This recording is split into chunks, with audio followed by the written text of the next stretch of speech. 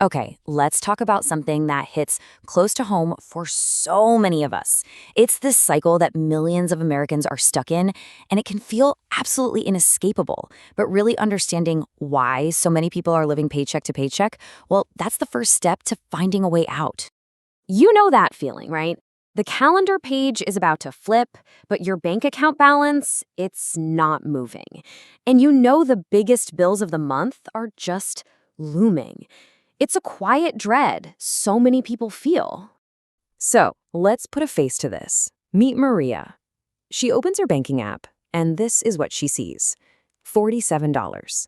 And she's got a rent payment of $1,680 due in just a few days.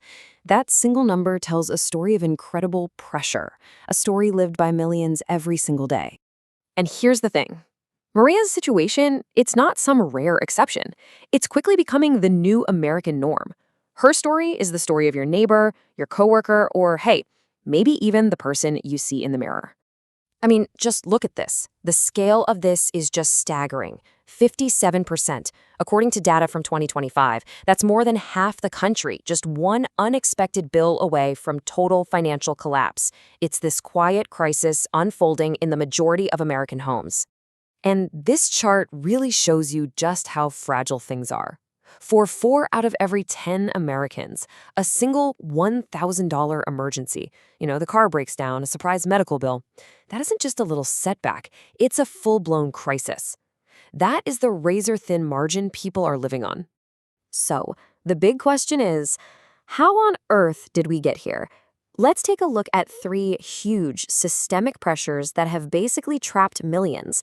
This didn't just happen by accident, It's been a slow, steady squeeze for decades. Think of it like this. There are 3 walls that have been slowly closing in on families. The housing wall, the wage wall, and the very structure of our economy. Together, they've left people with no room to breathe and zero buffer for mistakes. All right, wall number 1, housing.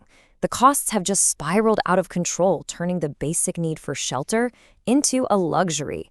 And in big cities, forget about it. It's not crazy for people to be spending half, literally half, of their income just to keep a roof over their head. The dream of a single-income home feels like a story from a history book. Then you hit the second wall, wages. Now, this 1% gap might not look like a big deal, right? Prices go up 3%, your pay goes up 2%. But that 1% is like a silent thief. It means every single year you're working just as hard, but your money is actually buying you less. You're losing ground without even realizing it. And that brings us to the third wall, this K-shaped economy. Picture the letter K. It has one arm that goes up and another that goes down. That's pretty much what's happening. The folks at the top are seeing their wealth grow, while lower and middle income families are actually falling further behind. It's created the biggest wealth gap we've seen since 2016. Now, you might be thinking, okay, this is obviously a problem for people with low incomes. But what the data shows, well, it's pretty surprising. This paycheck-to-paycheck cycle is kind of an equal opportunity trap. The answer to that question cuts across so many income levels in a way that you might not expect. Okay, so no surprise here. It's really tough for folks making under $50,000 a year. Almost 3/4 of them are in this boat. But look at the other side of this chart. A shocking 1 out of every 5 households making over $150,000 is also trapped.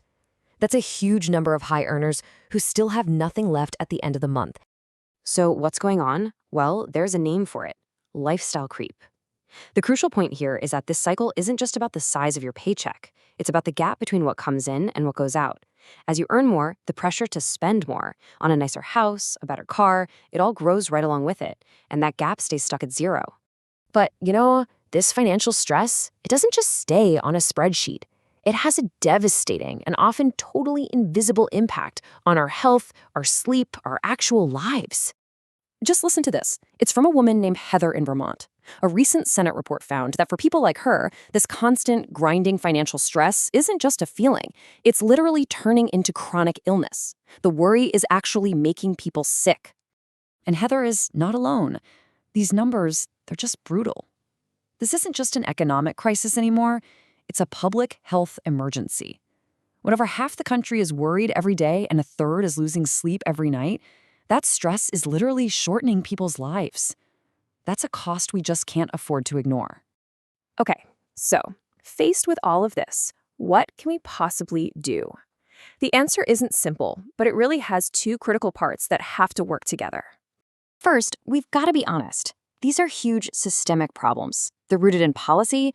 The crisis was created by failures in affordable housing, wage growth, and healthcare costs, and it's going to take real policy solutions to fix them.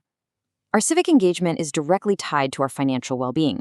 But second, even inside that broken system, there are four really powerful choices you can still make. From simply tracking where every dollar goes, to building that first $1,000 emergency buffer, to just putting a name to lifestyle creep. And, maybe most importantly, releasing the shame around all of this. Let's go back to Maria for a second. Remember her? In the face of all that crushing pressure, she takes this small but powerful step. It's not about the $20. It's about the act of trying to build a different future for herself. And even when the cycle threatens to start all over again next month, the act of trying to break it, that is so profoundly important. It's an act of defiance, an act of hope, in the face of some pretty overwhelming odds. So I'll leave you with this final thought.